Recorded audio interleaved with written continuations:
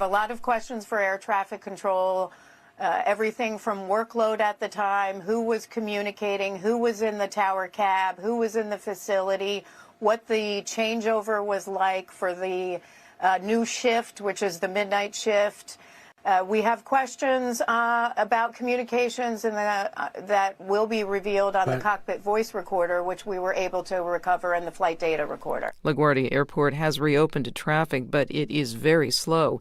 The Federal Aviation Administration is warning airline passengers their flights could be delayed by well over 4 hours. Lebanon's health ministry says an Israeli airstrike has killed at least 3 people southeast of Beirut. Israel says it's targeting Iran-backed Hezbollah militants, but human rights groups say the response is disproportionate.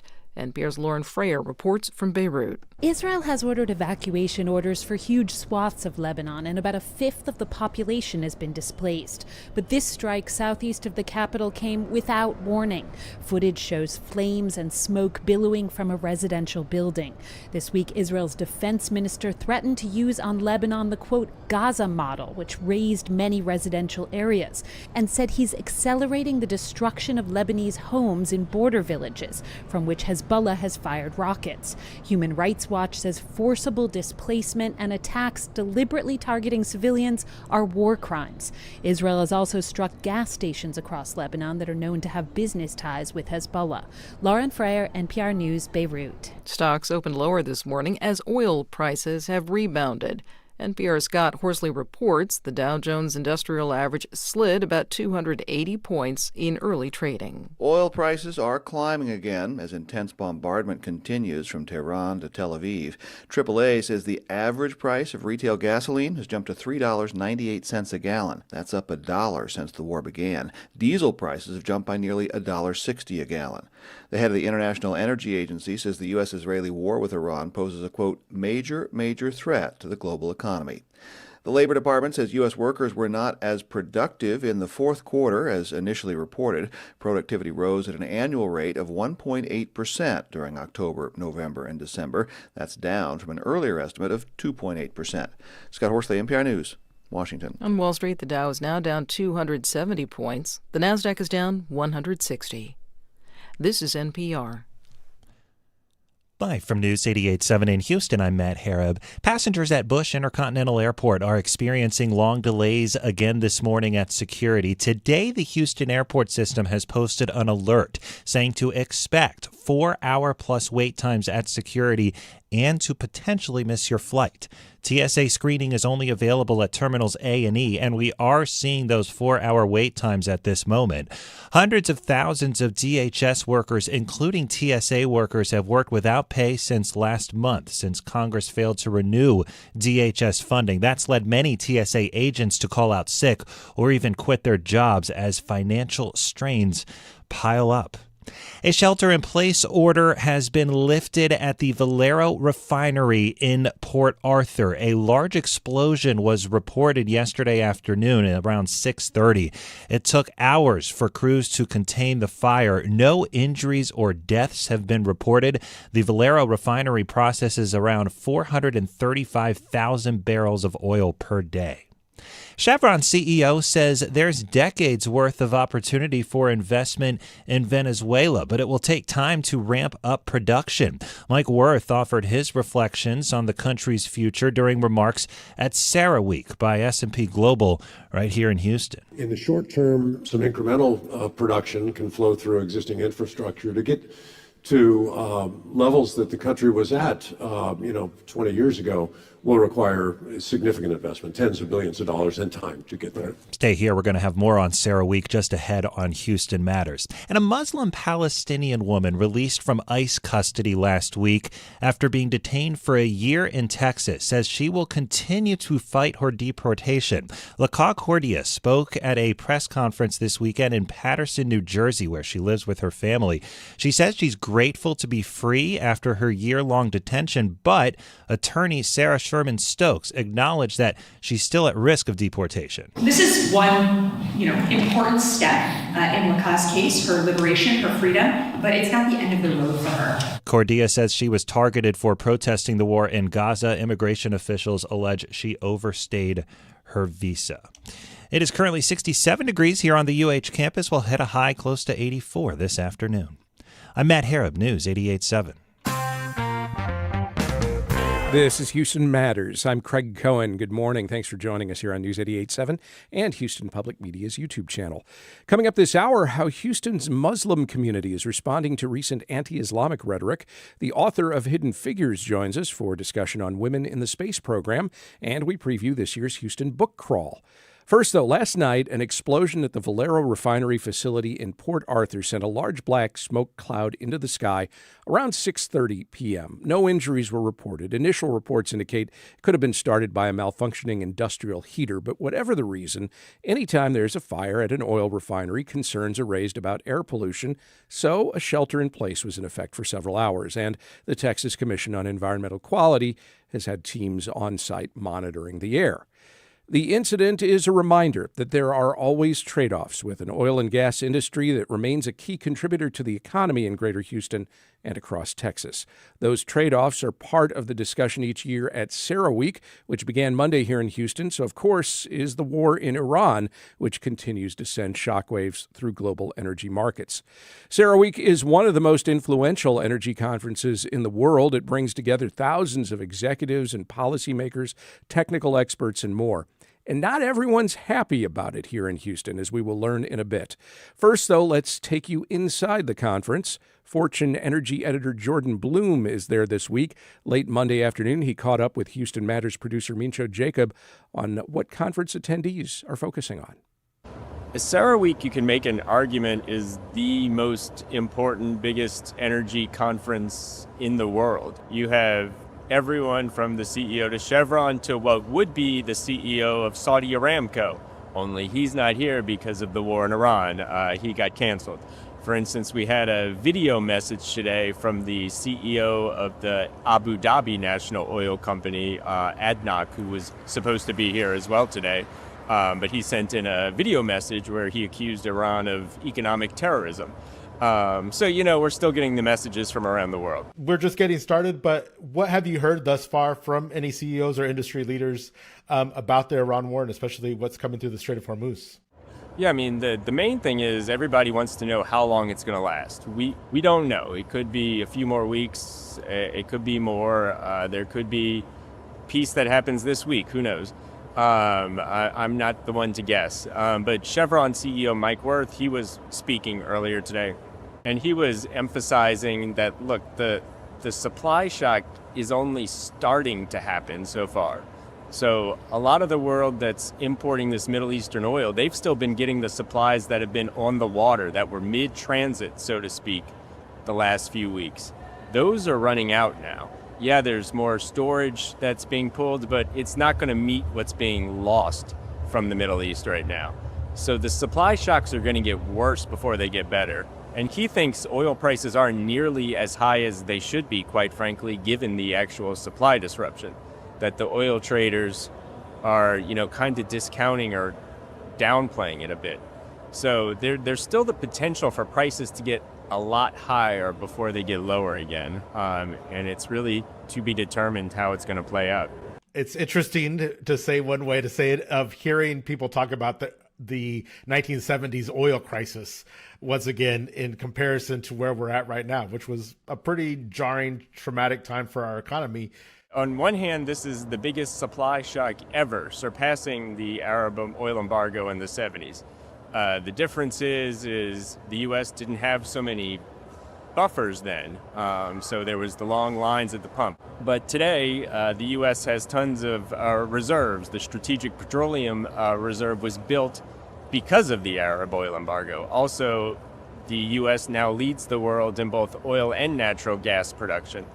We don't import any natural gas anymore, so natural gas prices here are almost unaffected by the war, whereas it's sky high natural gas in Asia, Europe right now. Oil prices are up because that's global, and the U.S. still, whether the president wants to admit it or not, the U.S. still does import a lot of Middle Eastern oil, especially Saudi, Iraqi oil. Not as much as before, but still a good bit. So the U.S. is not 100% reliant there. The prices go up, but the more this goes on, the more things will ripple effect everywhere. And what's different too about the oil embargo is oil and gas supplies were not destroyed. I mean, that was an intentional embargo.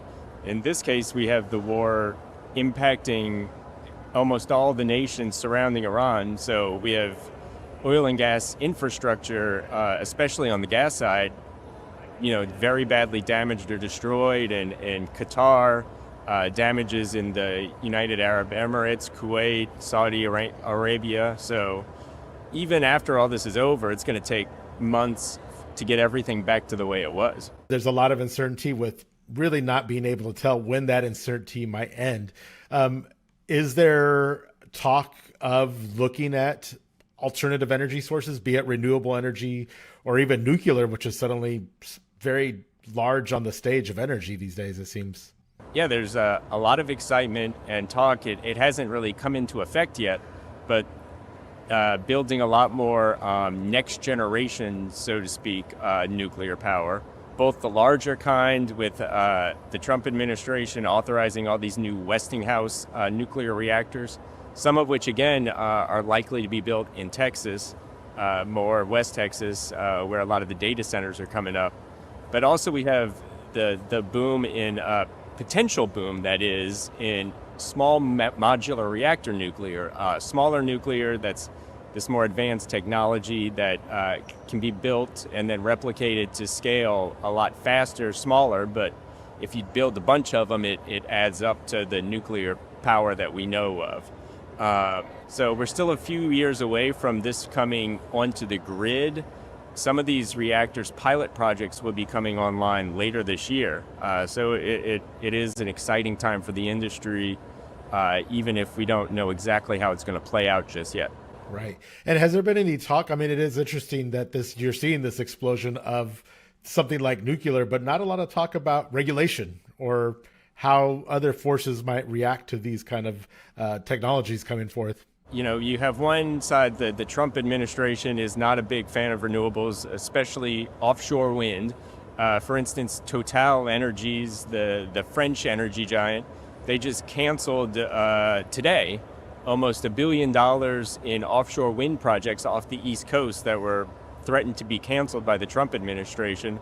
They're turning that money around. They're getting it refunded by the federal government, reimbursed, and they're going to invest that in LNG and natural gas projects, a lot of which is going to be in Texas.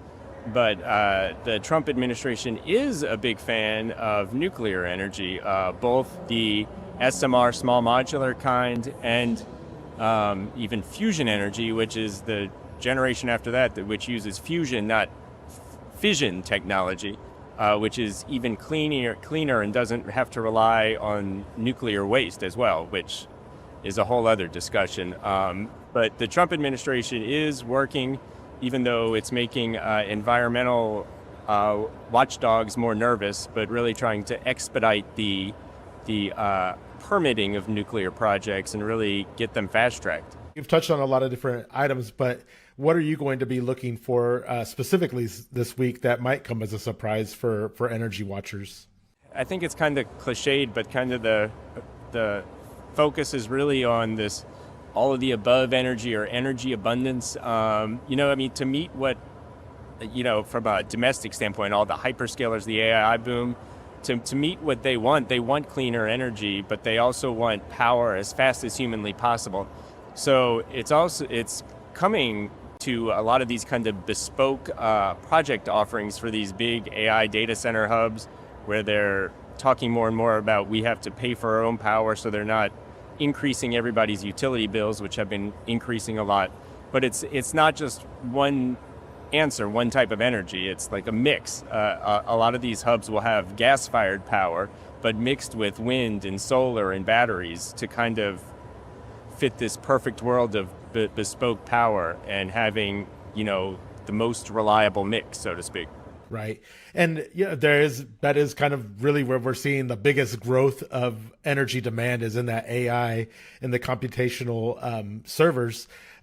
There's also a lot of pushback we've seen in localities around the country, here in Texas as well, against having those data centers because of water usage and seeing our own our bills spike. Are energy companies and data companies that are at this kind of conference, are they aware of that? And do you think you'll be hearing any discussion in regards to that? It's very much on their mindset. I mean, every power developer that talks is talking about affordability. They know people are nervous about it. They know there's pushback. Utility prices have been rising for a few years, and it's spiking even more now. Part of that is because of data centers, a lot of it, but it's not the whole story. A lot of it's aging infrastructure, transmission lines, natural gas prices. So there's a lot of factors, and it varies by region. The most price spikes that have been related to data centers have been more in that PJM area, which is like Pennsylvania, East Coast, Northeast, Midwest. In that region, they've been affected the most so far, but that doesn't mean other parts won't be as well. So that's why there's been a lot of political emphasis, especially with the midterm elections coming up, saying either BYOP or BYOG, bring your own power, bring your own generation. That they had the pledge with a lot of hyperscalers to pay for your own power generation. So that is happening, but of course, it's going to vary the impacts by region, by project. So, nothing's a given, but it's very much on the top of everybody's mind. Jordan Blum is the energy editor for Fortune magazine. He's covering CERAWeek for Fortune and spoke with Armin Cho-Jacob. As I mentioned earlier, not everyone is enthusiastic about global oil and gas executives assembling in Houston to discuss the future of energy. Critics argue CERAWeek just pays lip service to climate change and the need for an energy transition. While executives and government officials gathered Monday inside the George R. Brown Convention Center, protesters made their voices heard on the streets outside. Houston Public Media's Kyle McClenagan was there and joins us for more. Hi, Kyle. Hi, Craig. Thanks for having me. Sure. Who turned out for the protest? Yeah, so the demonstration was organized by the Texas Campaign for the Environment, which is a climate advocacy nonprofit that was founded in the early 1990s. And as far as turnout, there were well over 100 people participating. Protesters marched from City Hall to the convention center, and along the way you spoke with some of them. What were some of the concerns that they raised? So many of them held signs specifically targeting oil companies and their impact on the environment. I spoke with a Pearland resident named Alex Brown, who said that he had seen firsthand the impacts of fossil fuels on the environment. A lot of people live dangerously close to landfills, oil refineries, petrochemical plants, just everything that can poison people. Protester Alex Brown there. He and others marched to the GRB Monday to protest CERAWeek. Monday night's fire in Port Arthur at the Valero oil refinery certainly reinforces Alex's point there, doesn't it? Yeah, it does. But as you noted earlier, there's always trade-offs when it comes to the greater Houston's oil and gas industry. CERAWeek brings industry insiders to town from all over. Were any of the protesters you talked with from somewhere else as well? One person I talked to, Giovanni Hernandez, said he had traveled from out of state to participate in the protest. I'm from the Permian Basin on the New Mexico side, and the amount of oil that is produced there and is actually sent all the way over here to Houston to be processed in y'all's refineries not too far from here. Protester Giovanni Hernandez there. Kyle, did the Texas Campaign for the Environment make any formal statement? So in an announcement leading up to the protests, the organizers released a statement that said, quote, "Community leaders are marching to ensure the fossil fuel executives and government officials attending CERAWeek see the opposition to their plans to recklessly expand fossil fuels, which poison the air and water, worsen the climate crisis, devastate Gulf Coast fishing economies, and drive conflicts from Venezuela to Iran." Should we expect to see other protests during the rest of CERAWeek? So I haven't seen any official announcements from them saying they're going to hold more, but I would suspect they're going to be holding multiple demonstrations throughout the week. Houston Public Media's Kyle McClenagan, thank you very much. Thank you. And up next, anti-Islamic rhetoric has been on the rise in Texas lately. How Houston's Muslim community and one organization in particular is reacting as Houston Matters continues on News 88.7 and YouTube. You count on Houston Public Media. That's why you're here right now. Take the next step and become a new member today. Every gift makes a difference. And with a gift of $5 a month or more, you'll receive PBS Passport, a member benefit that lets you stream more of the shows you love anytime. It only takes a minute to make a big difference. Join as a new member today at houstonpublicmedia.org/donate or call 800-364-8300. To our podcast and listen to us live weekdays from 11 a.m. to 1 p.m. here on News 88.7. Support for Houston Public Media comes from listeners like you and from Baylor College of Medicine. Baylor's work centers on advancing health and medicine through research, education, and patient care. Support for Houston Public Media comes from listeners like you and from CertaPro Painters, offering residential and commercial painting services, from color consultations to full project management. Estimates and more at CertaPro.com. This is Houston Matters. I'm Craig Cohen. A number of conservative Texas politicians have been campaigning on promises to, quote, ban Sharia law or radical Islam across Texas. That's not really all that new, but the rhetoric was given added fuel late last year when Texas Governor Greg Abbott designated the Muslim Brotherhood and the Council on American-Islamic Relations as foreign terrorist organizations. As the governor noted at the time, the designation, quote, authorizes heightened enforcement against both organizations and their affiliates and prohibits them from purchasing or acquiring land in Texas.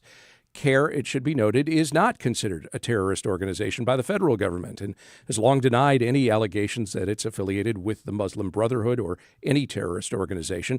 Since its founding in 1994, it has been, in fact, a civil rights and advocacy organization dedicated to promoting a positive image of Islam. Roughly 2% of Texans are practicing Muslims. So how are Houston area Muslims reacting to this? And for that matter, what does it all mean for CAIR itself? Let's find out. We're joined now by Imran Ghani, director of the Houston chapter of the Council on American-Islamic Relations. Welcome. Thank you for having me, and assalamu alaikum. Peace be to you. Let's address the governor's designation right up front. How has your state organization responded thus far? Sure. We've responded with a defamation lawsuit against the governor's unconstitutional proclamation. And Attorney General Ken Paxton, in return, sued CAIR and wants to ban the organization from operating in Texas. Is that, as well, in your view, just more anti-Islamic rhetoric in the heat of a Senate campaign? Absolutely. It seems that a certain far-right political group has sought to make anti-Muslim, anti-Islamic bigotry a campaigning feature. And for that reason, it's quite clear for us Muslims that we have to make it politically pricey for anyone that thinks that they can remain in office or get into office by picking on Muslims. Does all of that make it harder for your Houston chapter to be an advocate for Houston area Muslims? Quite the contrary.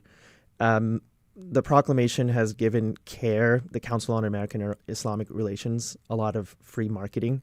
And so people are searching, what is CAIR all about? What does CAIR do? And CAIR is the country's largest Muslim civil rights and advocacy organization. And so in many cases, while some people might feel afraid of associating themselves with CAIR, more people have shown their support. We just had our most successful fundraising month in the holy month of Ramadan. So the data is showing that new people are showing their support for the Muslim community, or through CAIR, and that people who are supporting CAIR are supporting CAIR more than ever. All right, so that's what the organization is dealing with. Let's talk about Houston area Muslims generally. What do you hear from your fellow Houston Muslims about how all of this rhetoric, whether about your organization or just generally, is influencing their perceptions of Texas? I appreciate you using the word rhetoric here, because it really just is that. The everyday experience for Muslims, we go to public school, we go to work. My dad has worked in oil and gas here in downtown. We're doctors, we're lawyers, we're business owners. And largely we've been able to find economic success and religious freedoms here in this country. But I'm a byproduct of the Great Partition of India, which was a genocide that was fomented by rhetoric, essentially a fear of the other person. And that rhetoric was instigated by the elite of that time and place. So similarly here in America, rhetoric is being spewed by the political elite of Texas and America.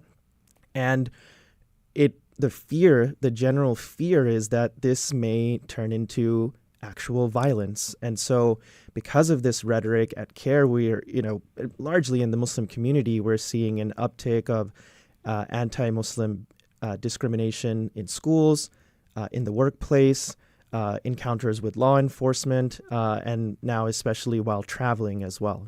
Is that, though, still hopefully the exception to the rule in terms of the everyday interactions that Houston area Muslims experience? Is they're just going about their day with everyone else?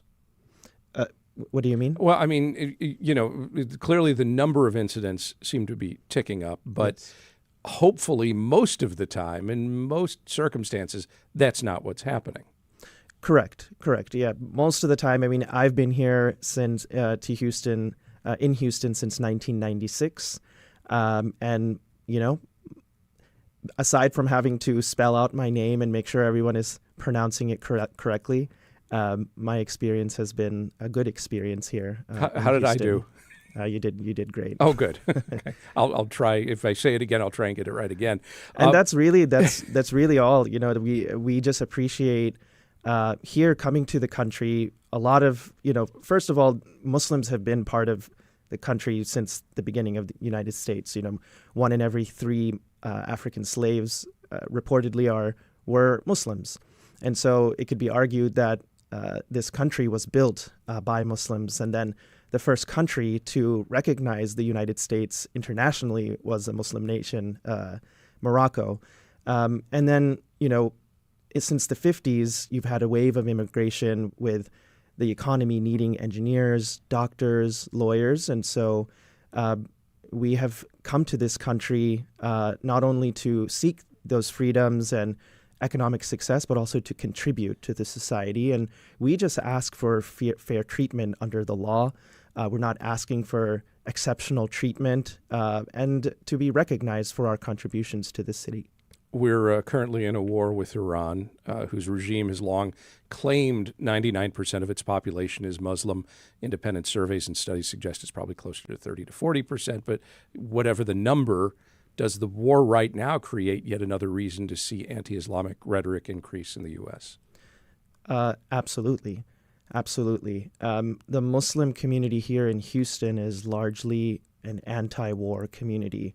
We are against the war in Iran because we are against, for the same reasons we are against the war in Ukraine and any sort of activity that drains dollars from the U.S. economy.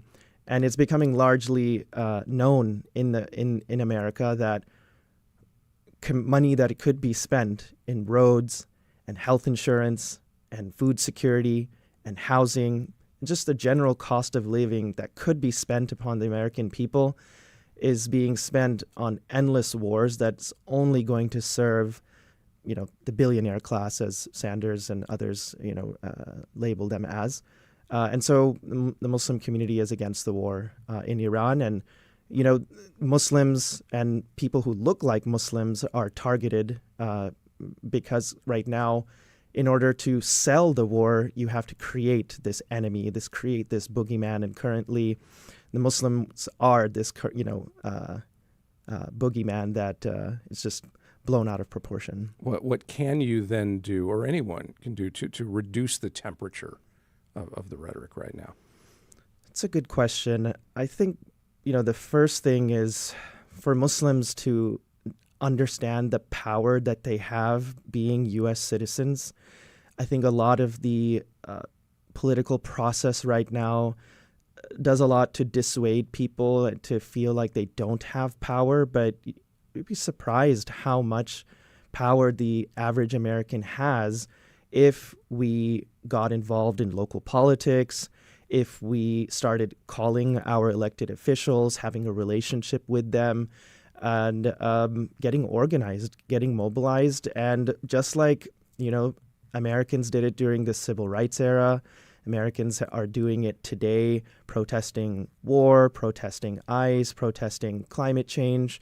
The people in America and American Muslims are a part of that fabric. We can make a change. So there really has to be this belief and some foundational civics education that needs to be had to be able to speak truth to power. And, we live in a democracy where we can make those changes. Imran Ghani is director of the Houston chapter of the Council on American-Islamic Relations. Imran, thank you very much. Thank you. And just ahead, an event in town this week aims to highlight women's ongoing contributions to space exploration. We'll learn more as Houston Matters continues on News 88.7 and YouTube. It's not just your car. It's the one that brought your kids home from school, took you cross-country, held memories, laughter, even a few breakdowns. When it's time to let go, give your car a new purpose. Donate it and turn memories into meaningful support for this station. Plus, you'll enjoy free and easy pickup, potential tax benefits, and a simple donation process. Your gift supports the programs you and your family love. Donate today and help keep public media strong. Call or donate online. Media.org/match. Support for Houston Public Media comes from arbitrator, mediator, and attorney Sylvia Mayer, providing in-person and video conference arbitration and mediation services. More information available at smayerlaw.com. Support for Houston Public Media comes from DeCamera, presenting the first Houston recital by pianist Yuliana Avdieva, playing Preludes by Chopin and Shostakovich, April 14th at Wortham Center. Tickets at DeCamera.com. This is Houston Matters. I'm Craig Cohen. NASA plans to make another attempt at launching the Artemis II mission as soon as next week. Among the many things that would make the mission historic is the fact that it would be the first time a woman, astronaut Christina Cook, travels around the moon. Women like Cook have made significant contributions to space exploration, both in high-profile roles and behind the scenes, as highlighted in the book and subsequent film Hidden Figures. A public conversation in Houston on Thursday aims to highlight those contributions and the ongoing efforts to make them more visible. Here to talk about it are two people taking part in that discussion. Margot Lee Shetterly, the author of the book Hidden Figures, The American Dream and the Untold Story of the Black Women Mathematicians Who Helped Win the Space Race, and the founder of the Human Computer Project, and Melanie Adams, interim director of the Smithsonian American Women's History Museum. Margot, Melanie, welcome to Houston Matters. Good morning. Thank you for having us. Nice to be on. Thank you. And as we chat, we welcome any questions or comments you have at talk@houstonmatters.org, or you can call or text us at 713-440-8870. And remember, you can also post a comment on Houston Public Media's YouTube channel. We've got a live video feed there. Melanie, today here in Houston, we see women in major leadership roles at NASA. There are more and more women who are astronauts and engineers and really serving in just about every possible role in space exploration. Who would you point to as some of the higher profile figures who broke some glass ceilings in the space industry for women? I'm going to turn that one over to Margot in terms of really women leading in the space industry. Okay, Margot? Well, I think, we're going to have at the event, which takes place tomorrow and the day after, we've got two people who are going to be right there. Dr. Ellen Ochoa, who is an astronaut, who was the former director of the Houston Johnson Space Center, and Dr. Kathy Sullivan, another astronaut. So, they were among the women who paved the way for space exploration. It's always pretty thrilling when you get a chance to meet one astronaut, much less two female astronauts. So we are really excited that we are going to have, we're going to be in conversation with them and get to hear their reactions as we're in this moment where after 50 years, we are going back to space, which is a thrilling thing that's happening now. Melanie, Margot mentions after 50 years returning to the moon. How do the many roles women play in the space industry today compared to what we saw in the U.S. space program generations ago? Well, I think women have come really far, but I think even if you look at Hidden Figures, there were women in the space industry. We just didn't learn about them, unfortunately. So women have been helping the U.S. go to space for decades. And really, what the book, movie, and what this program does is really put a light on them. And here at the Women's History Museum, that's really what we're meant to do. We are taking these stories, often untold stories of women, and bringing them to light and showing how women have contributed to American history in so many different ways. Margot, I think by now a lot of folks have either read your book or they saw the film adaptation. But as a refresher for them and what may be a revelation for others still, can you share a little bit about some of the women through whose eyes you told the story of Hidden Figures and what they accomplished? Well, the four principal women that I wrote about, Katherine Johnson, Dorothy Vaughan, Mary Jackson, all three of them have passed away. Dr. Christine Darden is still with us. She was a younger generation from those women and really stood on the shoulders of those three women. But they were intimately involved, not just with the space race. And I think that's the part that we all get very excited about because, this dramatic image of planting an American flag on the moon. Like this is one of the iconic moments in American history. But one of the things that was so exciting to me doing that research and starting with those women, but seeing that they were part of this larger group of women who before they worked on the space mission, worked in aeronautics. And in a way, that was the thing that was so exciting to me because I've never gotten on a spaceship. I probably never will, but I get on an airplane all the time, as we all do. And so when we celebrate these women and look at this great accomplishment of female astronauts going into space now, Dr. Ochoa and Dr. Sullivan having gone into space. And then we look back at these women, Katherine Johnson, Dorothy Vaughan, and all of their many, many colleagues, women of all backgrounds. They've touched all of our lives. Anybody who gets on an airplane also needs to celebrate the work of these pioneering women because that's the thing that they worked on before space. And even as we look to space now, that's one of the things I'm most grateful and interested in terms of their work. This is Houston Matters. I'm Craig Cohen. We're discussing the contributions of women to the space industry ahead of a public conversation on that topic here this week. We're talking with Margot Lee Shetterly, author of the book Hidden Figures and founder of the Human Computer Project, and Melanie Adams, interim director of the Smithsonian American Women's History Museum. Margot, what is the Human Computer Project? Well, Craig, as I was doing the research for the book, one of the things that was so surprising to me was the fact that there were so many women doing this work.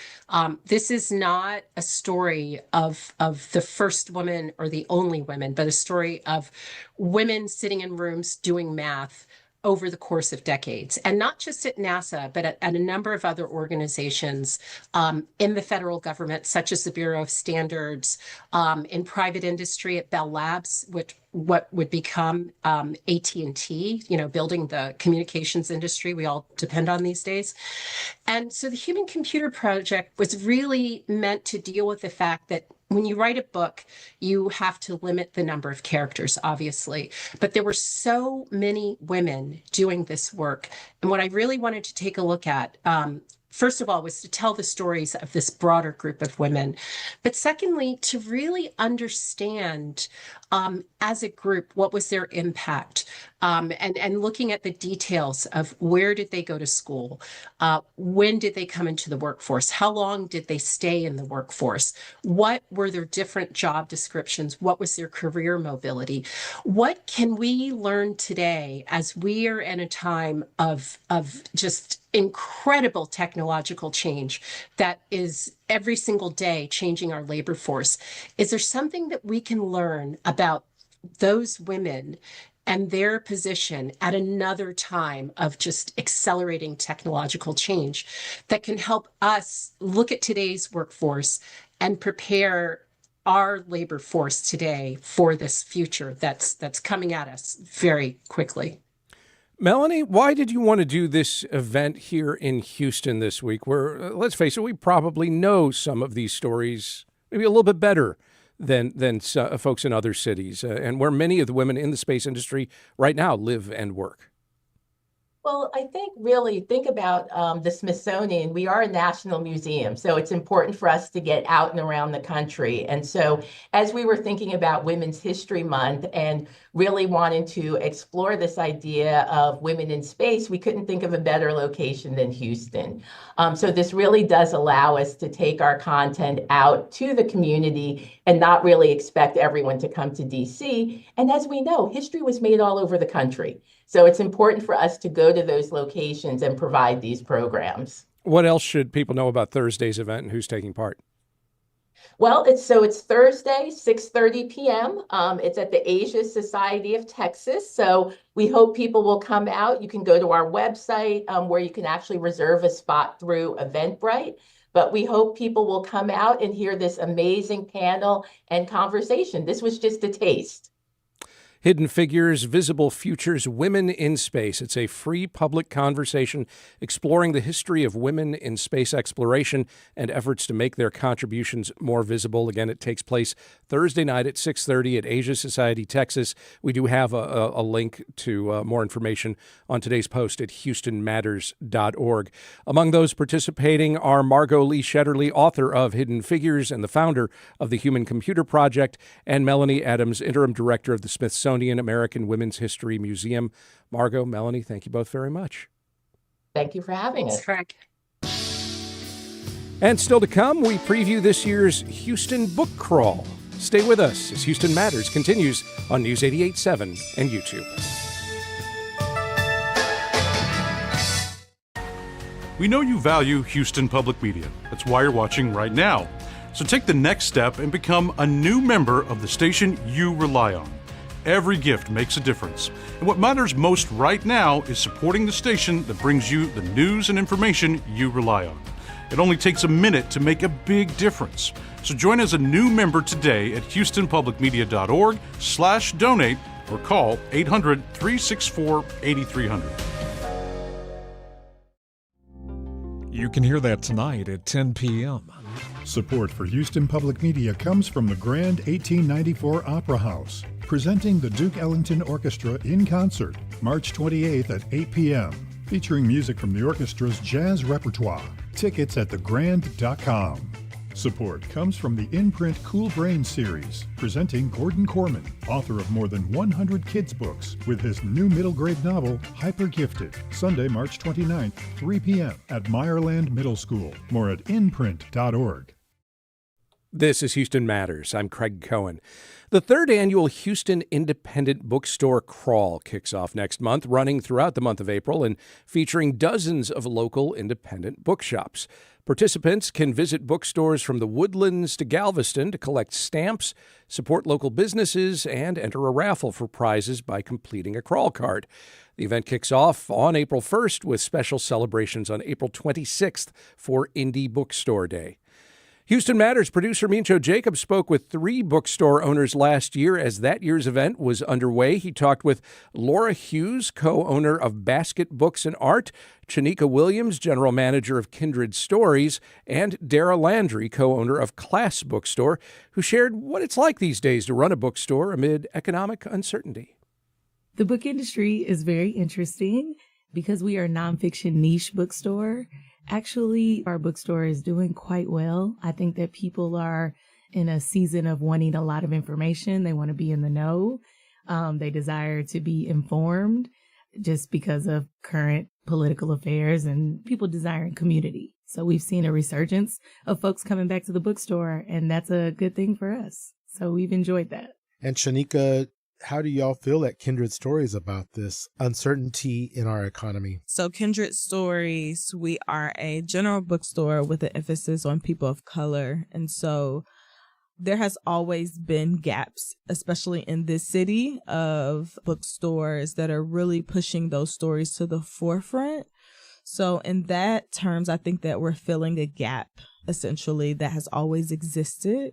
I do think that community piece of independent bookstores are just so important. So the gathering of people in general is really awesome. And I think it gets a little tricky when we start to talk about banned books and what people expect out of independent bookstores and just small businesses.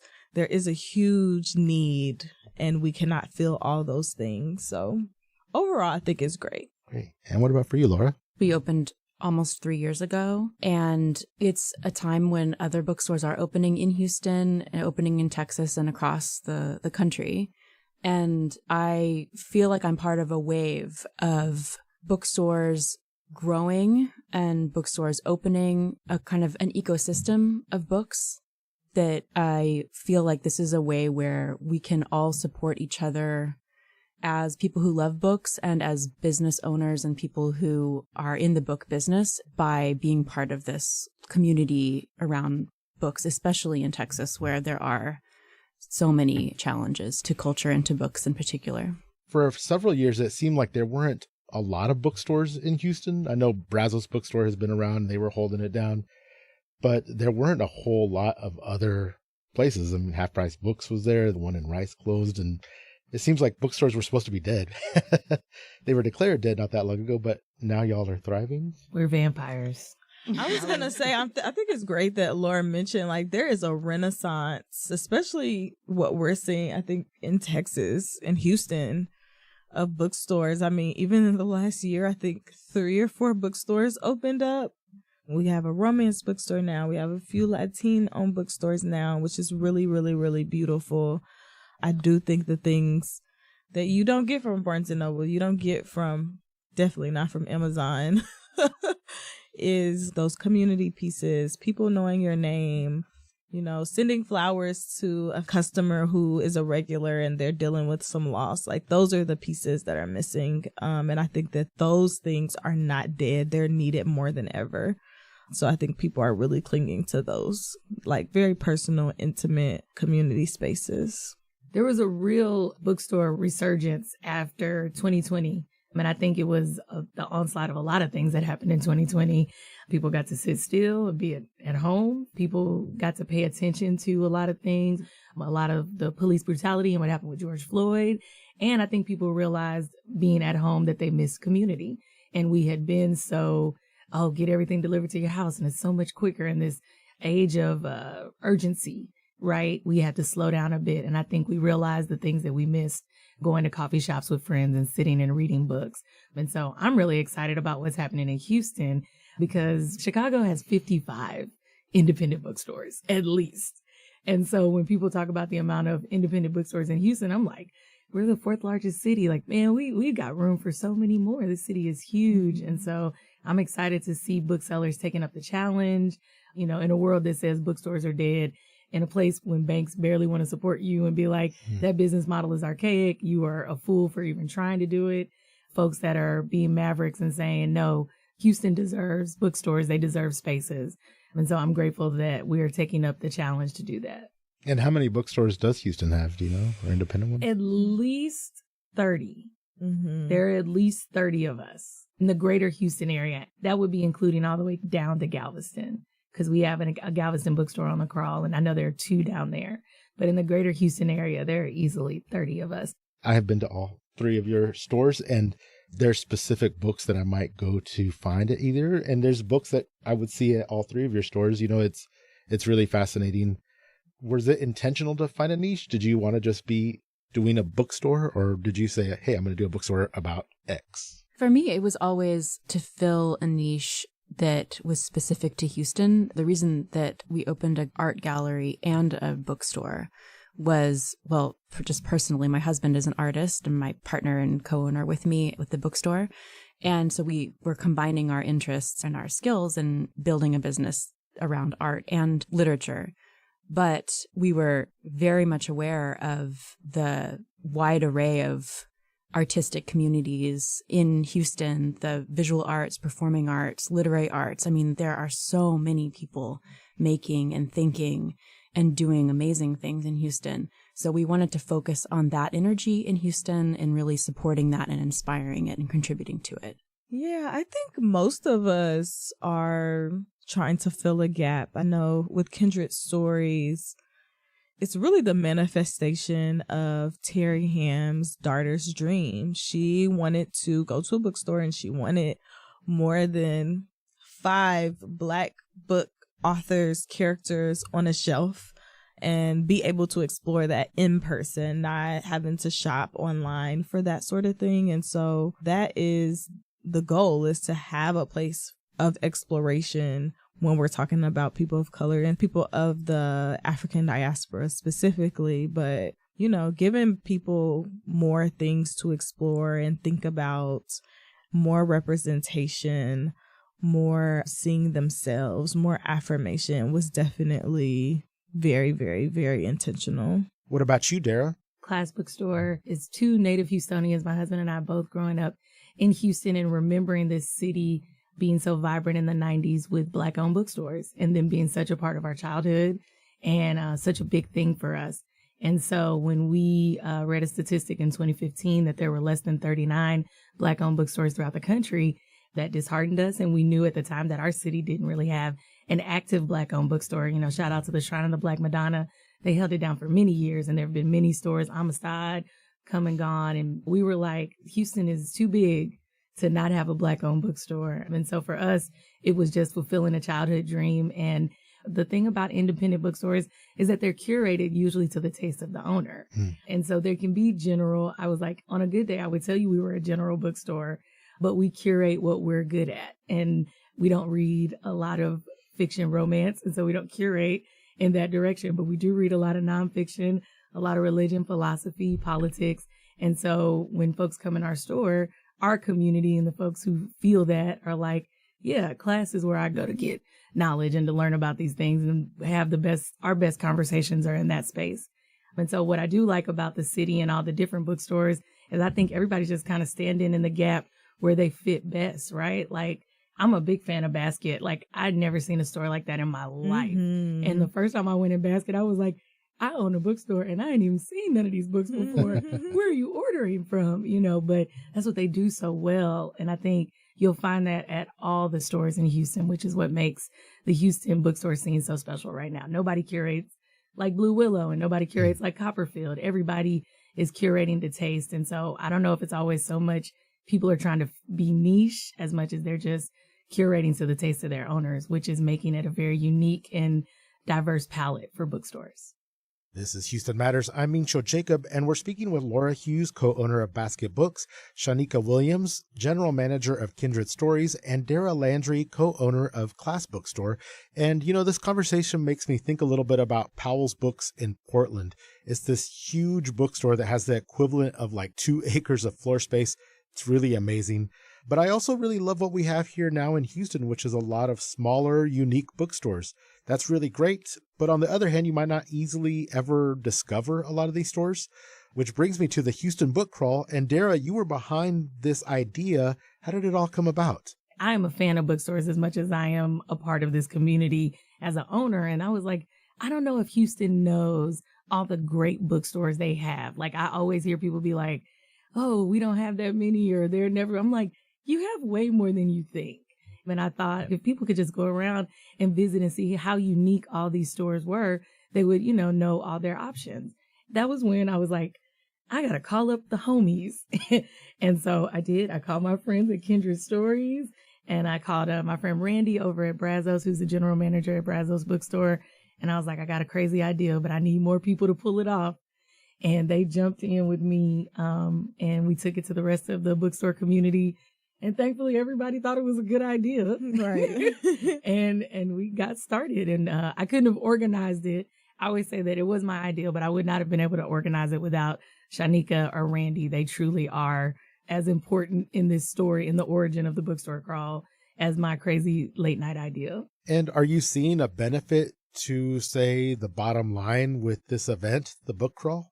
I have to say a huge thank you to Dara and to Shanika and to Randy for doing all the work of organizing this, because for us, it's been so good to us, both in terms of business, also just in terms of sort of spiritually, I guess, like connecting with all of these bookstores and all of these readers who we wouldn't normally see.